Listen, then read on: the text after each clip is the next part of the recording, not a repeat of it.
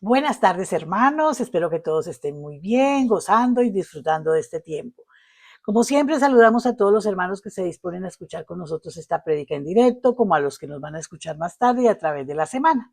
Y como es mi deseo, una vez más, espero que todas las cosas les estén yendo muy bien en sus vidas. A los hermanos que están malos de la salud, por favor recuerden que el Señor es grande y poderoso y Él es el único que puede levantarnos de todas estas enfermedades. Pregunto, ¿cómo actúas ante la aflicción? En Job 5:7 nos enseña, como las chispas se levantaron para volar por el aire, así el hombre nace para la aflicción. La Biblia nos enseña que una vida normal no significa una vida libre de problemas. En realidad lo normal es que la vida esté llena de problemas y dificultades y muchas de ellas nos afectarán de una manera u otra durante el transcurso de nuestro caminar por este mundo. De acuerdo a lo que dice el pasaje de hoy, podemos asegurar desde el momento en que una persona nace que esta va a sufrir aflicciones. No hay excepción. Aún aquellos que han aceptado a Jesucristo como Salvador tienen que confrontar las pruebas y las aflicciones de la vida. En Juan leemos que Jesús le habló claramente a sus discípulos y les dijo, yo les he dicho estas cosas para que en mí hallen paz. En este mundo afrontarán aflicciones, pero anímense, yo he venido a vencer el mundo. No les dijo Jesús, quizá ustedes tengan aflicciones, y les aseguró que en sus vidas tendrían aflicciones. Básicamente el Señor les dijo, aunque ustedes han decidido seguirme, tendrán problemas y sufrimientos en este mundo. Pero solo tienen que confiar en mí, pues yo he demostrado que tengo más poder que el mundo que causara esas aflicciones. No debes pues sorprendernos que llegue a nosotros la aflicción y el sufrimiento, pero ciertamente tenemos esperanza. La diferencia entre un creyente que está pasando por una prueba y un no creyente que está pasando por una prueba similar es que el primero puede acudir a la ayuda del Señor, mientras que el otro trata de arreglárselas por sí mismo usando sus propias fuerzas y habilidades, las cuales están más que comprobados son inútiles en situaciones que requieren un poder mayor que el humano. En el caso de los dos náufragos, recuerdan, en medio de un mar embravecido, uno tiene un chaleco salvavidas y el otro no tiene nada que le ayude a mantenerse a flote. El primero encuentra que puede sostenerse hasta que pasa la tormenta, mientras que el otro inevitablemente se hunde en el océano.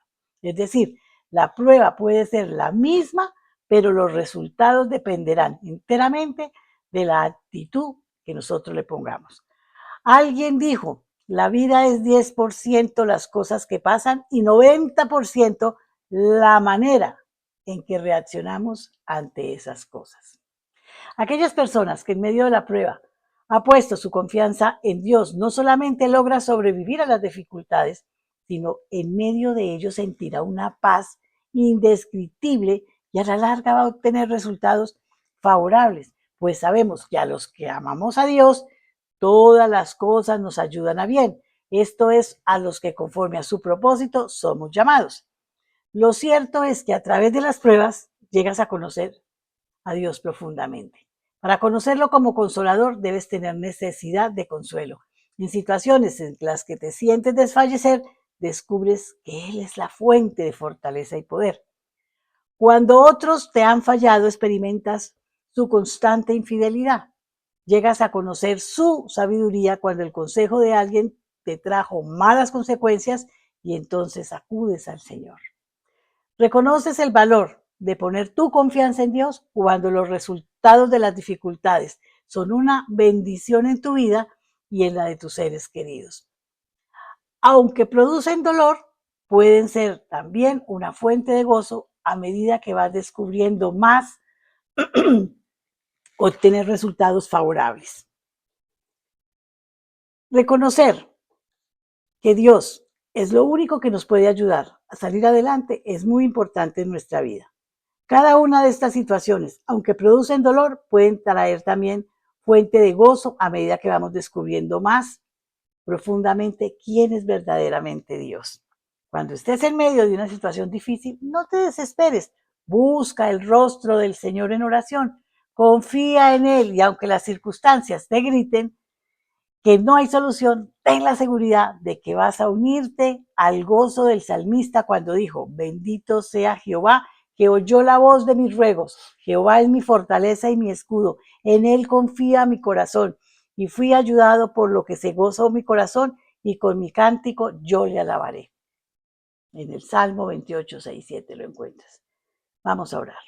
Padre Santo, gracias por la seguridad que me brinda tu palabra, de que puedo confiar grandemente en ti, Señor, que mis momentos de aflicción no son nada comparados con el gozo que siento de haberte conocido y de poder experimentar esa paz que tú nos das, Señor. Por favor, ayúdanos a recordar y a aplicar estas enseñanzas en nuestra vida en todo momento, que aunque parezcan difíciles, que sean las circunstancias las difíciles, no los momentos que estamos viviendo, porque contigo podemos tenerlo todo positivamente, Señor.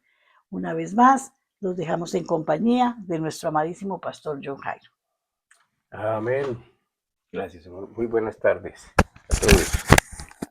Espero que todos se encuentren de la mejor manera, se encuentren bien, se encuentren saludables en su fe, fortalecidos en su fe, llenos de propósitos, llenos de ganas, llenos de deseos de seguir adelante, de perseverar en la fe, como hemos venido hablando últimamente. O más bien, como el Señor nos ha venido hablando, porque no es palabra mía, es palabra del Señor. Así que espero que todos se encuentren muy bien, perdón, y disfrutando de, como dije, de estas maravillosas bendiciones de Dios, que a veces parece que no nos funcionan las cosas, a veces parece que estuviéramos como quedados, estuviéramos como estancados, como que ya no hay más que hacer, como que no descubrimos realmente esa esencia que es el estar en la presencia de Dios siempre. Entonces, espero pues que con estas enseñanzas estemos nosotros aprendiendo a perseverar, a mantenernos firmes en la fe y cómo hacerlo, cómo hacerlo, porque hoy más que nunca, y sobre todo en este momento, en este tiempo que se celebran algunas fiestas religiosas, nuestra fe es retada a lo verdadero o a el engaño. Entonces hay que ser diligente para poder permanecer en la fe de Cristo, en esa fe que tenemos en el Señor, porque no hay otra forma diseñada por Dios mismo para que nosotros podamos acercarnos confiadamente a su presencia, hermano. Uno de los ejercicios es orar. ¿Y cómo es orar?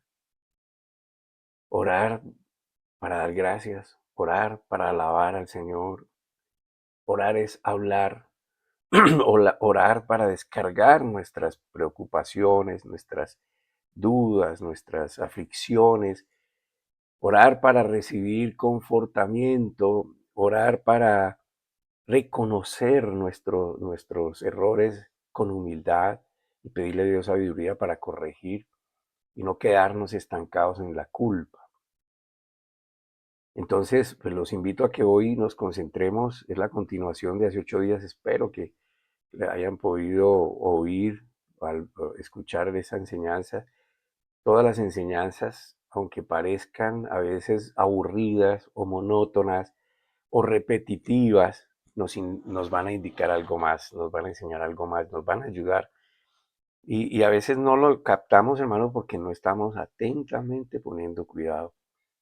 Y es uno de los requisitos, ¿no? El Señor lo dijo, si ustedes quieren que yo los bendiga, si ustedes quieren gozar de mis bendiciones, pues les voy a pedir que escuchen atentamente lo que yo les digo, que lo tengan en cuenta para que hagan como les estoy enseñando. Es decir, Él es nuestra guía. Amén. Porque es fácil confundir lo que se debe hacer para crecer espiritualmente y caer en el cansancio con vivir una fe estimulada por amor a Dios luego de conocer su amor por nosotros. Lo digo porque especialmente hoy, como hablaba al principio, la gente cumple con los requisitos temporales,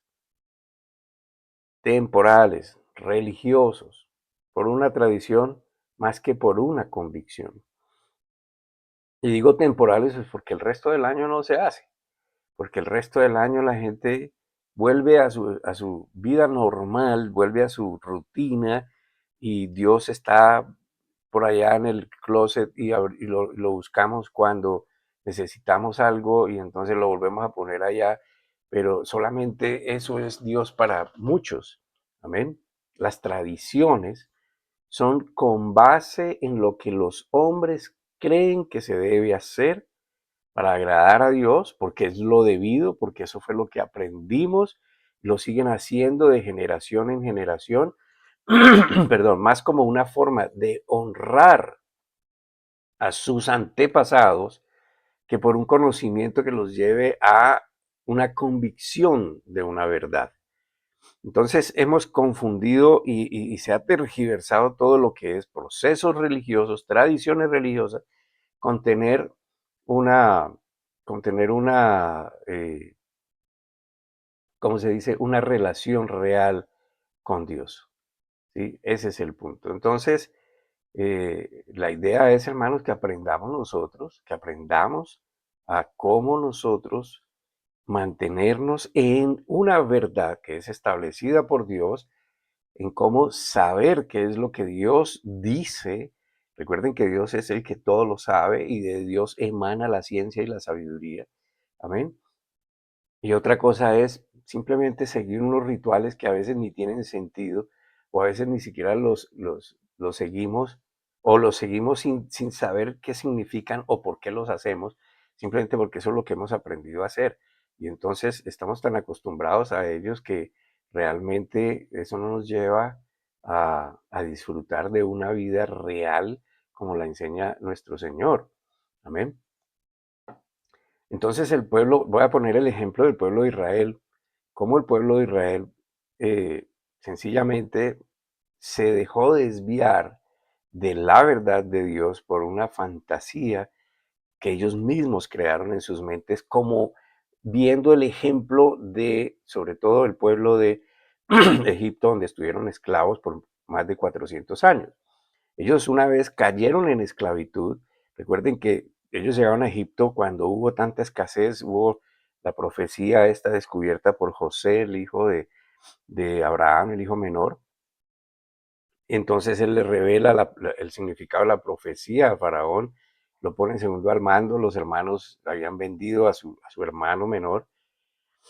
El pueblo de Israel que se estaba formando entró en esa escasez de alimentos y entendieron que en Egipto, escucharon que en Egipto había alimento, se acercaron a Egipto y allí es, bueno, después de todo este proceso, el hermano se les identifica, les dice, yo estoy vivo todavía y ahora yo tengo poder y ustedes me van a alimentar. Entonces ellos se fueron a vivir allí y con el tiempo, luego de que ya muriera Faraón, muriera Abraham, muriera José, pues el pueblo fue esclavizado, pues porque sencillamente el pueblo estaba aumentando de número y los egipcios tuvieron miedo de que ese número de personas, pues finalmente los vencieran, se apoderaran de ellos, los dominaran.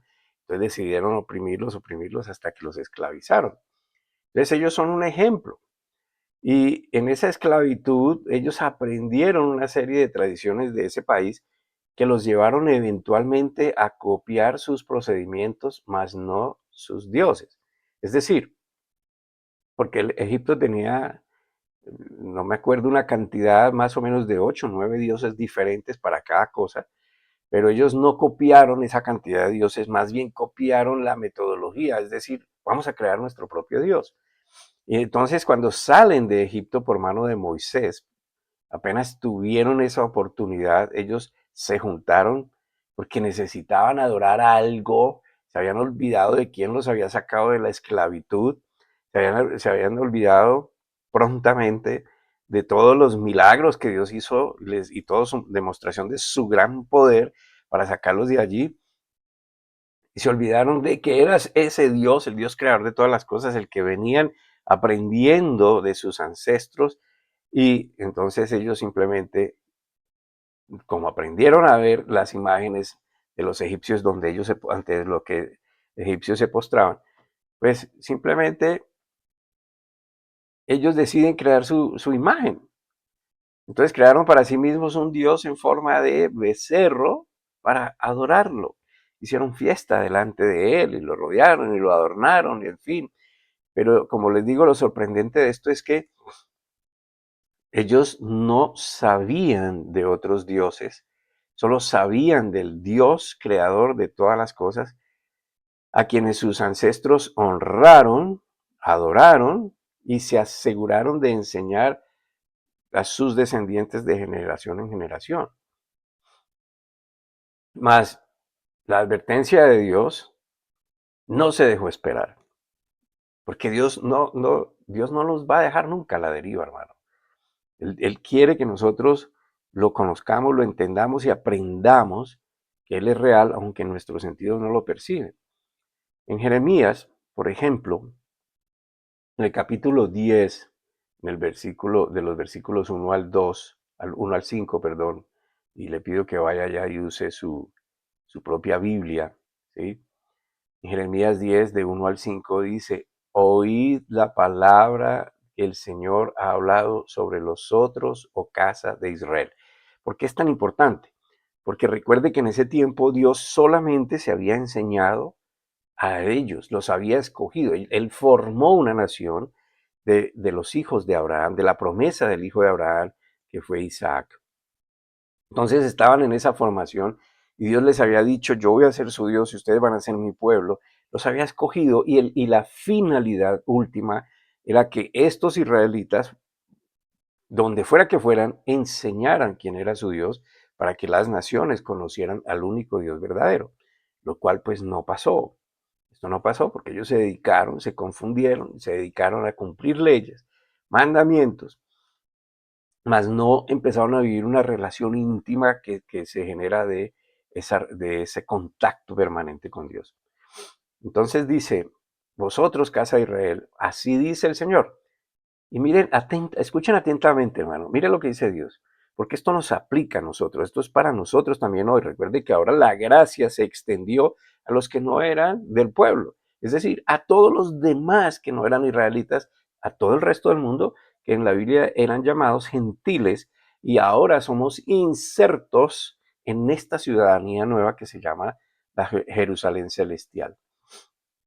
Les dice, no aprendáis el camino de las naciones, ni de las señales del cielo tengáis temor, aunque las naciones las teman, porque las costumbres de los pueblos son vanidad. Porque el leño del bosque cortaron, obra de manos de artífice con buril, con plata y oro lo adornaron, o lo adornan, con clavos y martillos lo afirman para que no se mueva. Derechos están como palmera y no hablan.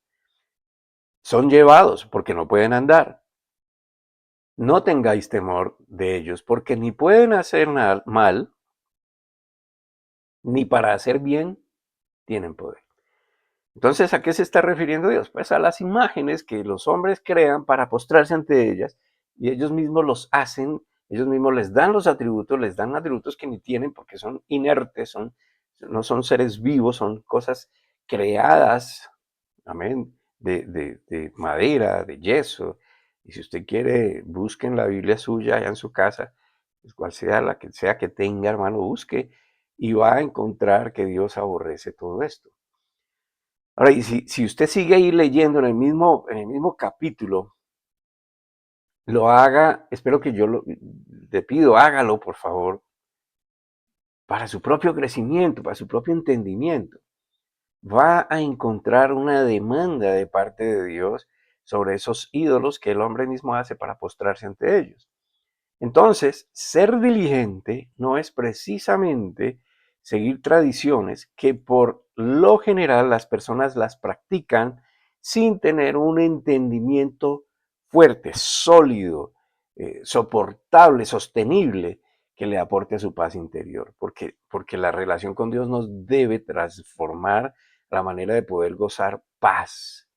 Entonces la gente sigue estas cosas buscando algo más y lo que buscan no está en ellos, pero siguen las tradiciones y año tras año repiten estas tradiciones y no les proporciona sino una satisfacción temporal a su conciencia, porque inconscientemente piensan, cumplí con un procedimiento que me pone bien ante Dios, pero el resto del año siguen inseguros.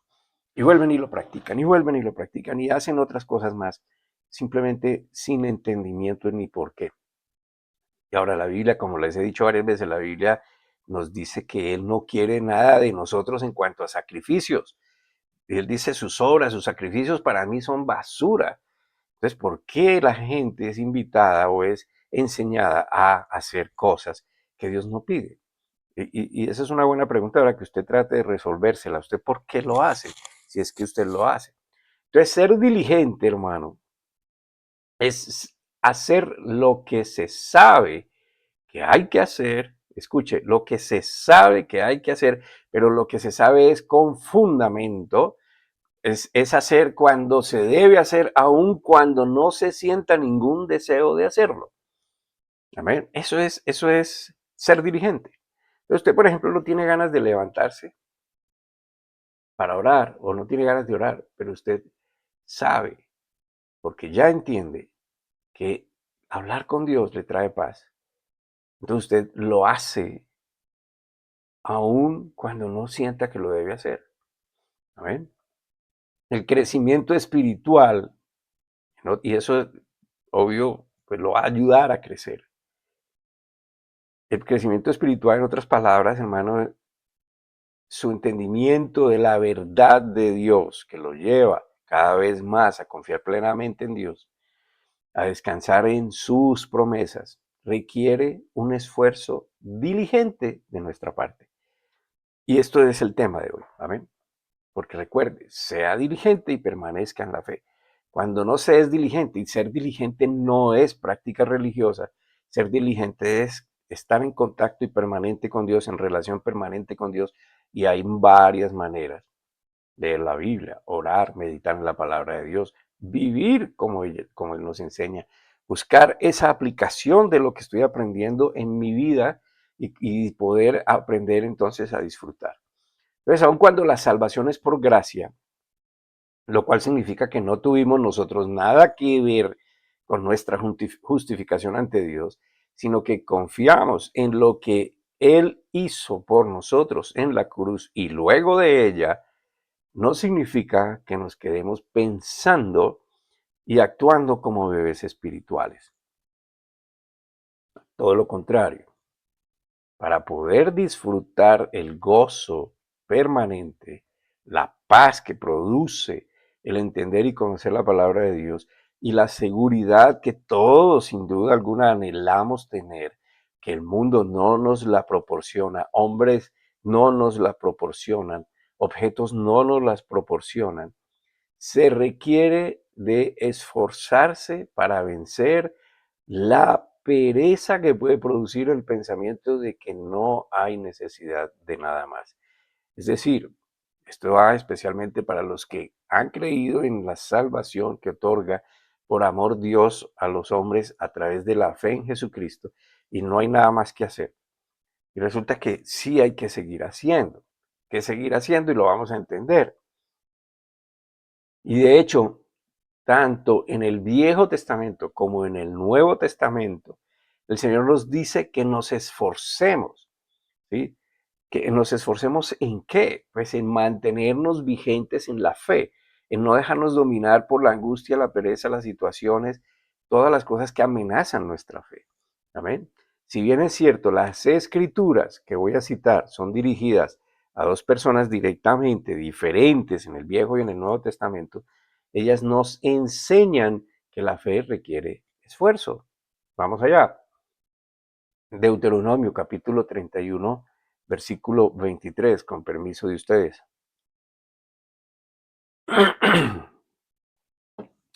Deuteronomio capítulo 31, versículo 23. Luego dio orden a Yeshua, hijo de Num, que es Josué, perdón, hijo de Num, y dijo: esfuérzate y anímate, pues tú introducirás a los hijos de Israel en la tierra de que les juré, y yo estaré contigo. Ustedes conocen la historia. Moisés muere, la misión es encargada a Josué. Josué es uno de los 2 espías que envía a Moisés para mirar la tierra donde van a cruzar, va a cruzar el pueblo que Dios les ha prometido, y todos ven lo mismo y ven hombres fuertes, grandes, pero también ven una tierra poderosamente productiva, próspera. Entonces Josué es de los que dice, yo prefiero creerle a Dios en sus promesas y no creer lo que mis ojos ven. Y Dios lo escoge para que él, junto con Caleb, que es el otro de los espías, pasen el pueblo de Israel allá a la tierra prometida. Y el Señor les dice, esfuérzate, anímate. Fíjate, si ya Josué le creyó a Dios, Dios le dice, esfuérzate y anímate. ¿Por qué? Pues porque Dios nos conoce, porque el desánimo puede venir, porque la pereza espiritual puede venir, porque de pronto como no encontramos la respuesta inmediata a las promesas de Dios, entonces nosotros pues esto como que no funciona, sobre todo con nuestra salud, y entonces oramos, Señor, gracias por tu sanidad en mi cuerpo, pero vemos que el cuerpo no se sana, entonces nos da como pereza y decimos, esto no tiene objeto, yo para qué sigo persistiendo en esto. Entonces, bueno, en fin, agotamos todos los recursos y finalmente el cuerpo se sigue deteriorando y entonces dicen como que esto no funciona, ¿sí? Y el Señor entonces le dice, esfuérzate y anímate, porque tú vas a hacer esto. Yo te he escogido, o sea, yo le estoy agregando porque es lo que uno debe entender cuando Dios le dice a uno, esfuérzate y anímate. Y Dios no le dice, hágale usted, mi hijo, y defiéndase como usted pueda. No, Dios le está diciendo, hágale, anímese, pero yo estoy con usted. Yo voy a ir. Y acuérdese que yo se los prometí, por eso yo lo voy a cumplir y yo voy a estar ahí con usted. Entonces, ¿qué estaba viendo Josué? El otro lado, todavía no había pasado. Pero él le creyó a Dios y él pasó. Y cuando pasó, tampoco le fue fácil. Hubo gente que se le vino encima, y hubo guerras, pero Dios libró las batallas por él. Amén. El pueblo de Israel no sufrió pérdida, los que sufrieron pérdida fueron ellos. Entonces el Señor le promete a Josué la tierra que fluye leche y miel, pero debe esforzarse, animarse, ser valiente y caminar hacia ella para no solo tomarla, sino que todo un pueblo pueda disfrutarla de igual manera. Por ejemplo, otro ejemplo, yo encuentro en la Biblia, en Romanos, que Dios dice a través de Pablo, cree en el Señor Jesucristo y tú y tu casa serán salvos. Ahora, el problema no es que yo voy a hacer la salvación de ellos. El asunto es que Él va a hacer lo que tenga que hacer en el corazón de ellos, en las mentes de ellos, lo que Él sabe que tiene que hacer para romper la incredulidad de cualquiera sea el miembro de mi familia para que ellos lo conozcan. ¿Cuándo? No lo sé. ¿Cómo? No lo sé, pero creo en la promesa de Dios. Entonces yo descanso en esto. Porque mis ojos me van a enseñar en mi familia gente incrédula, gente altiva, gente resabiada, gente de todo. Amén. Y voy a oír en mi familia gente que niega a Dios, pero yo por encima de esto descanso en la promesa de Dios. Esto es perseverar. Ahora, en el Nuevo Testamento hay otro ejemplo. Allí en Pablo le escribe a Timoteo y le dice, en la segunda carta a Timoteo capítulo 2, versículo 1. Segunda carta a Timoteo capítulo 2, versículo 1. Tú pues, hijo mío, esfuérzate en la gracia que es en Cristo Jesús. Recuerden lo que es la gracia, en el amor de Dios que ha sido manifestado. Por eso menciona Cristo Jesús.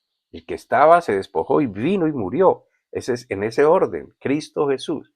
Amén. Entonces él vino para darnos a nosotros el acceso al Padre, perdonándonos todos nuestros pecados, cubriéndonos con su justicia, no con la nuestra, porque nosotros no somos imperfectos en ese sentido. Entonces la gracia es creer sobre lo que Dios nos ha dado ya. Amén. Es conocer su deseo de bendecirnos con lo mejor para nuestro ser, que son sus promesas, las cuales nos llevan a descansar en Él. Amén.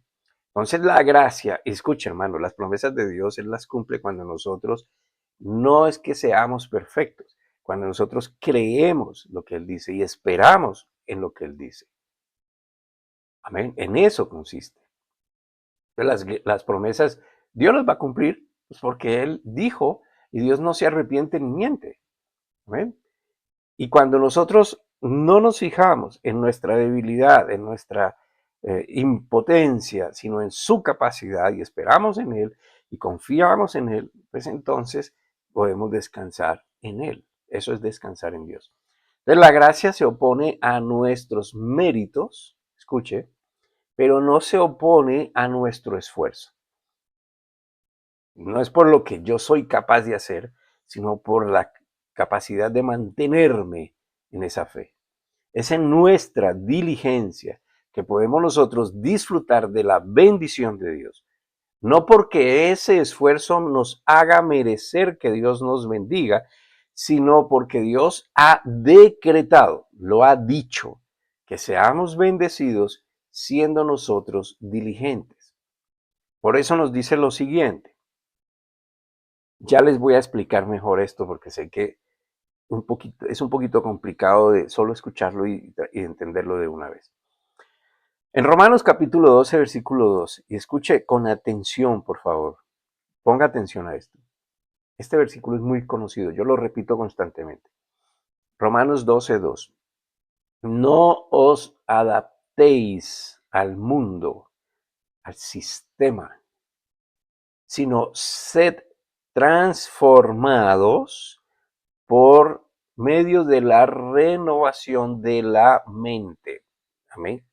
Mente, mi capacidad intelectual, renovar, transformar mi capacidad de pensar, de actuar, para que comprobéis cuál es la buena voluntad de Dios, lo bueno, aceptable y perfecto. Para más facilidad de entendimiento lo voy a decir de otra manera y póngale cuidado. No vivan ya como vive todo el mundo. Al contrario, cambien de manera de ser y de pensar. Así podrán saber qué es lo que Dios quiere, es decir, todo lo que es bueno, agradable y perfecto. Entonces, la voluntad de Dios está escrita. Él nos enseña lo malo, lo bueno. Él nos dice, vayan por lo bueno, yo se los enseño. Pero para que usted pueda ir por lo bueno, tiene que cambiar porque usted tiene una mente ya adaptada a lo que es malo y llegan a considerar lo malo como bueno. Entonces, cambie eso, quítese ese pensamiento, cambie de actuar, cambie de pensar y viva de esta manera y así puede comprobar lo bueno, lo agradable y lo perfecto de Dios. Entonces, si analizamos con paciencia, nos damos cuenta que Dios nos pide que usemos nuestro intelecto, nuestra voluntad o nuestra capacidad de decidir para cambiar la forma de ser y de pensar. Usted puede, hermano, y conozco gente, usted puede pararse y decir que usted conoce y entiende la Biblia y seguir siendo como es. Terco, altivo, orgulloso, vanidoso, despilfarrador, temeroso, ansioso, todas estas cosas, porque usted no ha permitido, aunque entiende la Biblia, aunque se la han explicado, usted puede no transformar su mente y seguir siendo como es. Por lo tanto, usted no está disfrutando de lo bueno, de lo agradable y de lo perfecto que Dios le está enseñando. Porque usted decide mantenerse en su posición, en su forma especial de ser. Amén. Ahora, hacer esa renovación es la única manera de comprobar lo bueno, lo agradable y perfecto que es lo que Dios nos enseña a través de su palabra y que al hacer esa transformación realmente podemos entonces verificar su bondad. No nos invita a practicar tradiciones religiosas si usted leyó bien. Ahí no dice usted siga practicando todas las Semanas Santas de todos los años lo mismo. Siga yendo a estos cultos y haga lo mismo. Siga haciendo esto y no sé qué. No, ahí dice es transforme, renueve, cambie. Amén. Cambie, cambie. Ponga mi verdad en usted, en su mente y deje que mi verdad lo guíe, lo instruya y le permita disfrutar lo que yo tengo para usted. Amén. Tradiciones religiosas que en su mayoría no se entienden, no se sabe de dónde vienen, no se sabe su origen, del porqué, del fundamento, quién las envió a hacer, quién mandó a hacerlo. O si usted cree en Dios, créale a Dios y lea la palabra de Dios. ¿Sí? Pero si usted cree en las tradiciones religiosas, pues obviamente que va a tener un fondo, un sustento creado por los hombres que lo va a convencer. Pero usted le cree a Dios, créale a Dios, y Dios no ha mandado a hacer ninguna de estas cosas tradicionales. Amén. Ahora, póngale cuidado, hermano. Tampoco esas tradiciones religiosas producen motivación diaria para querer crecer espiritualmente. No producen una transformación de su forma de ser, de su carácter. Simplemente su carácter se amolda a la circunstancia religiosa, pero el resto sigue igual. Entonces, más bien, lo que hacen es producir pereza porque solo se practica una, dos o tres veces en un año y con eso la gente cree que es suficiente. Entonces, eso es como el dicho que existe por ahí, que el que peca y reza empata. Entonces la gente va y hace peregrinaciones. Aquí en donde yo vivo, que es un pueblo, una vereda del pueblo Machetá, del municipio Machetá, la gente hace peregrinación desde aquí hasta Chiquinquirá y algunos de ellos se van descalzos, van caminando y son horas, tal vez más de un día caminando y atravesando los montes, los potreros, los valles, etcétera, con con el clima como esté. Y lo hacen genuinamente creyendo que eso agrada a Dios porque no conocen, Dios no invita a que hagan eso, pero el resto del año siguen en su vagabundería. Entonces se emborrachan, son infieles, son adúlteros, matan, roban, mienten, engañan, etcétera, etcétera, etcétera. Eso no produce un cambio de carácter. Eso es como quererle, mira lo que yo hago por ti, Dios, para ver si tú me perdonas. Y resulta que el perdón de Dios ya se dio para todos a través de la cruz. ¿Qué es lo que hay que hacer? Pues disfrutar de ese perdón, de la paz que produce el saber que soy perdonado. Amén.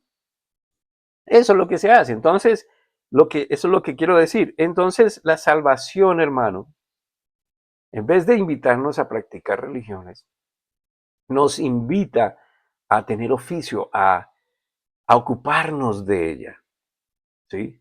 A ocuparnos de ella, de extender su extenso significado, lo cual se hace, de entenderlo, perdón, su extenso significado que se hace a través de la comprensión de la palabra de Dios, lo cual conlleva dedicación, concentración, atención, compromiso, y nunca encontraremos de otro modo el deseo de vivir la experiencia de su enseñanza y menos la motivación para seguir creciendo o madurando espiritualmente.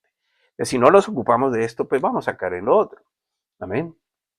Y vamos a seguir. Y entonces cuando se aproxima el día que nosotros tenemos que presentarnos ante Dios, empiezan los temores y los temblores y no hay un gozo de poder dejar este cuerpo de humillación. Porque ¿quién va a querer estar atado a un cuerpo de humillación? ¿Quién va a sentir tristeza por estar en un cuerpo de humillación? Soy liberado por Dios, porque voy a recibir, pero la persona que no lo entiende y no lo sabe, pues se amarga, se entristece, se llena de ansiedad. Entonces muchos se contentan con oír, con vivir esporádicamente una experiencia religiosa, con aportar alguna vez algo para que los dedicados a la obra sigan adelante.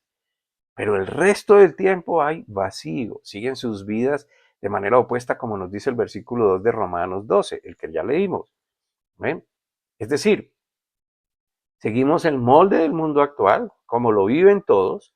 No hay renovación mental, no hay renovación de la forma de ser y por lo tanto no hay cambio en esa manera de ser y de vivir, y lo cual conlleva a que no se disfrute la vida que Dios nos quiere, nos enseña y nos quiere llevar a disfrutar, No se comprueba, por lo tanto, que la voluntad de Dios es buena, agradable y perfecta para nosotros. Yo espero y ruego a Dios que me esté haciendo entender y que usted pueda, hermano, con humildad, no ante los hombres, sino ante Dios, acercarse y decirle, sí, Señor, tú tienes razón. El resultado de no hacer esto, y yo estoy hablando, hermano, no estoy hablando de una religión específica, estoy hablando de la actitud del hombre hacia Dios, cualquiera sea su creencia, solo hay un Dios, ¿sí? Pero solo hay un camino que conduce a Dios, es a través de Jesucristo. No es que todos los caminos conduzcan a Dios, eso es una mentira. El Señor lo declaró, yo soy el camino, yo soy la verdad, yo soy la vida. No hay otro. No hay otro intercesor entre Dios y los hombres, solo Jesucristo. O sea, la Biblia advierte, es Él mismo. Amén. Es por Él mismo. Recuerde quién es Jesús. Entonces, si usted no entiende, si usted no quiere aceptar la verdad de Dios, hermano, usted no va a poder disfrutar de las bendiciones de Dios. Amén. Va a seguir siendo la misma persona, como sea que sea, va a seguir siendo. El resultado es una vida que sigue tratando de encontrar paz y felicidad, plenitud en todo lo que le proponen, haciendo todo lo que le digan sin hallar plenitud. Aún el incrédulo, aún el declarado ateo, se atiene a lo que él cree que debe hacer. No hay un soporte, no hay una solidez. Lo voy a poner de manera práctica usando un ejemplo normal, cotidiano. Las personas, para conseguir una buena calidad de vida, hacen ejercicio, comen una dieta balanceada, descansan bien, o sea, no trasnochan, evitan los excesos, ¿sí? Y el cuerpo, diseñado por Dios, porque no fue otro el que lo diseñó, el cuerpo agradecido por ese trato, diseñado para responder a estos estímulos de ejercicio regular, de dieta buena y de descanso. Sin embargo, aún así, puede ese cuerpo enfermarse y se deteriora y algún día hasta ahí llegó. Tal vez más tarde que el de otros que no hacen nada de eso. Lo cierto es que aun cuando el cuerpo va a perecer, es responsabilidad de cada uno cuidarlo para así disfrutar de una mejor calidad de vida. Ahora, cuando se hace todo esto que acabo de decir, pues no se hace para merecer la salud, porque no es un asunto de méritos, sino de responsabilidad y de confianza en que hemos aprendido qué es lo que hay que hacer. Usted quiere vivir una calidad de vida mejor. Entonces, solo usted y nadie más que usted es responsable de entender, de aprender y de hacer todo lo que es necesario para mantener un cuerpo sano. Sin embargo, sabe que ese cuerpo no es eterno. Lo mismo pasa en el sentido espiritual.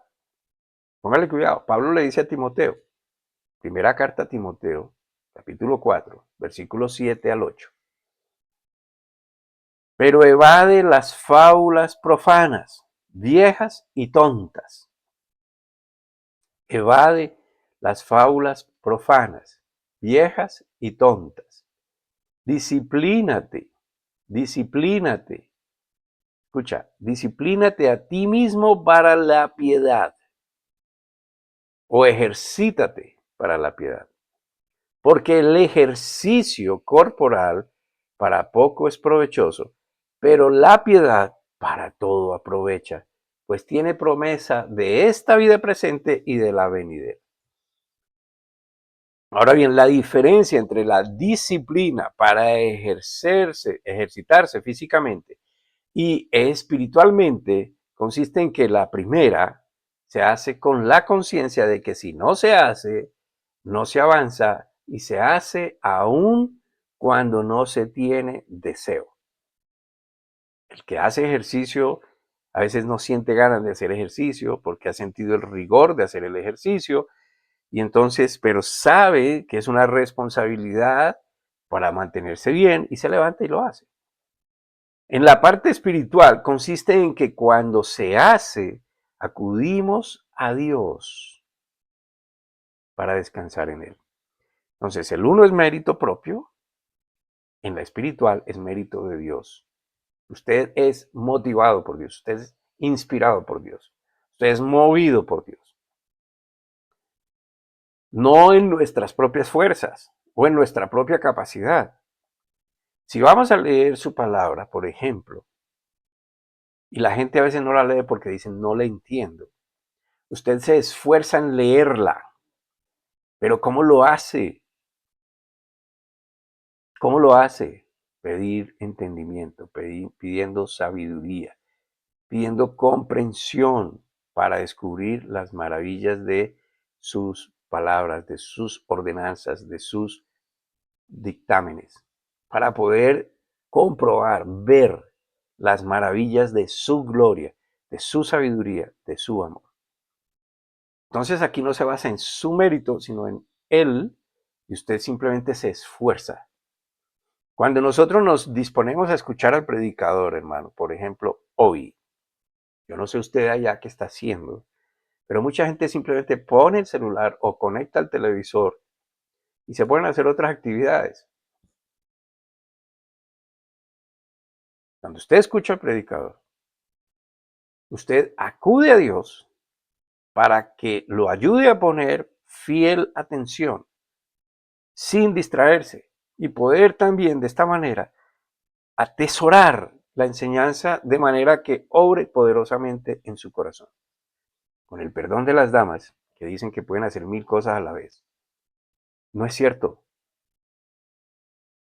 Si yo en este momento le hiciera una pregunta a los que están distraídos sobre lo que he leído, ¿cuántos me podrían responder porque han puesto atención perfecta? Todo su ser puesto para esto, para escuchar la palabra de Dios. Escuchen, no mi palabra, la palabra de Dios.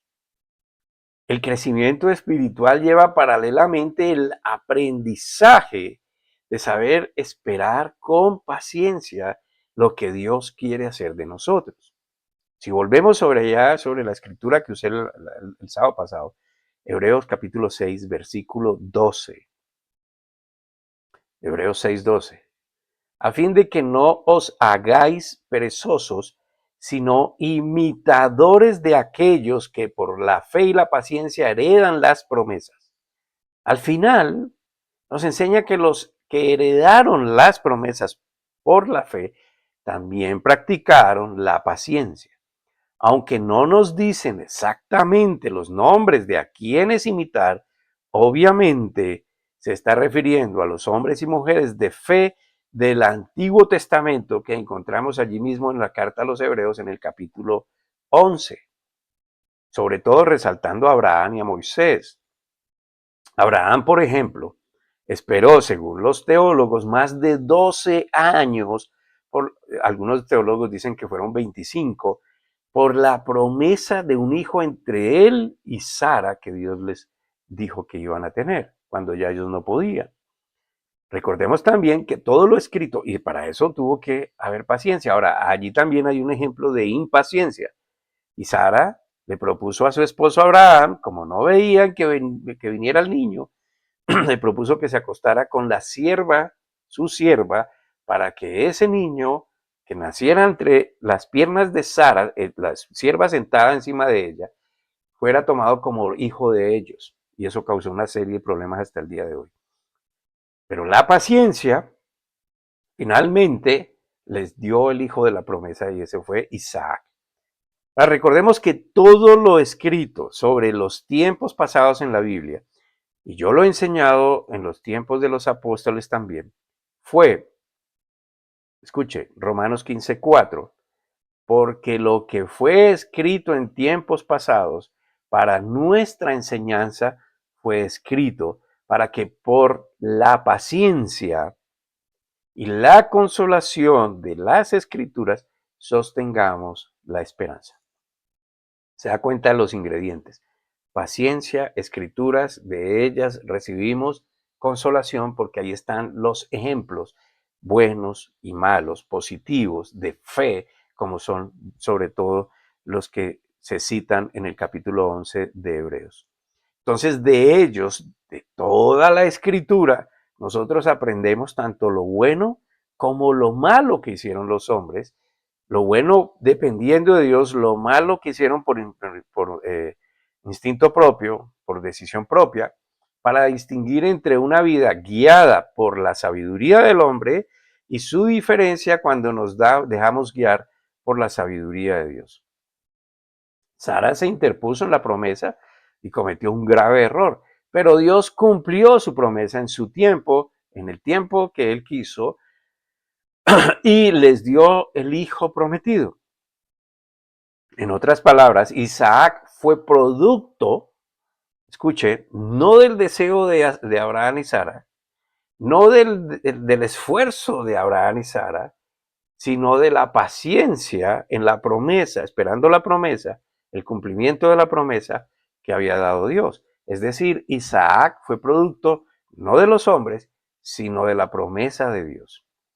Entonces, cuando nosotros esperamos confiadamente en las promesas de Dios, porque le creemos, porque somos diligentes en saber cuáles son, porque siempre mantenemos el contacto con Dios y le damos gracias.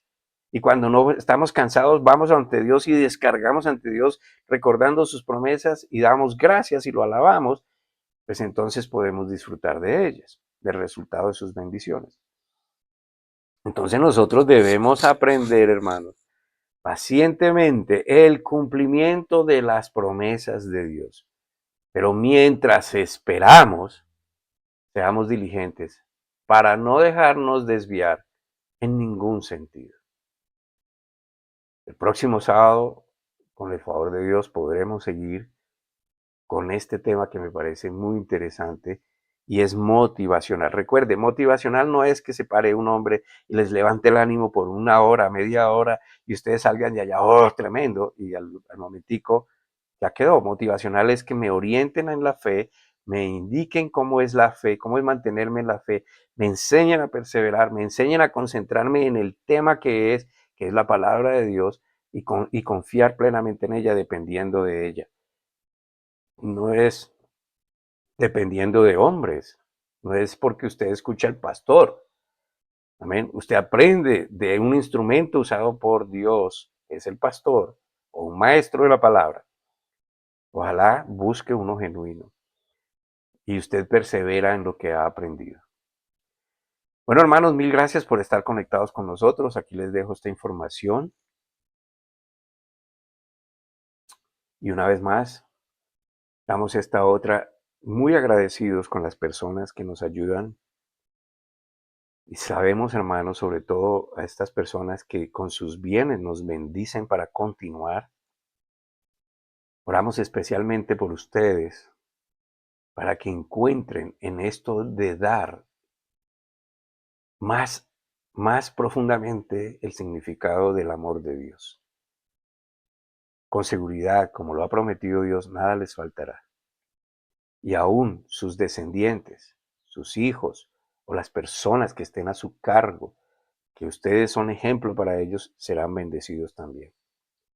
Gracias, Papito Dios, por enseñarnos tu palabra, revelarnos estos secretos tan maravillosos, por ayudarnos a comprender nuestra propia fragilidad y humanidad y enseñarnos, Señor, a que dirijamos nuestra atención a ti para aprender de ti y a depender de ti. Tú eres Dios, Padre Santo Todopoderoso, Creador de todas las cosas, de las visibles, de las invisibles, el que es lleno de amor y misericordia, el que nunca dejará de ser y el que quiere lo mejor para nosotros. Gracias por escucharnos. En el nombre de Cristo Jesús. Amén.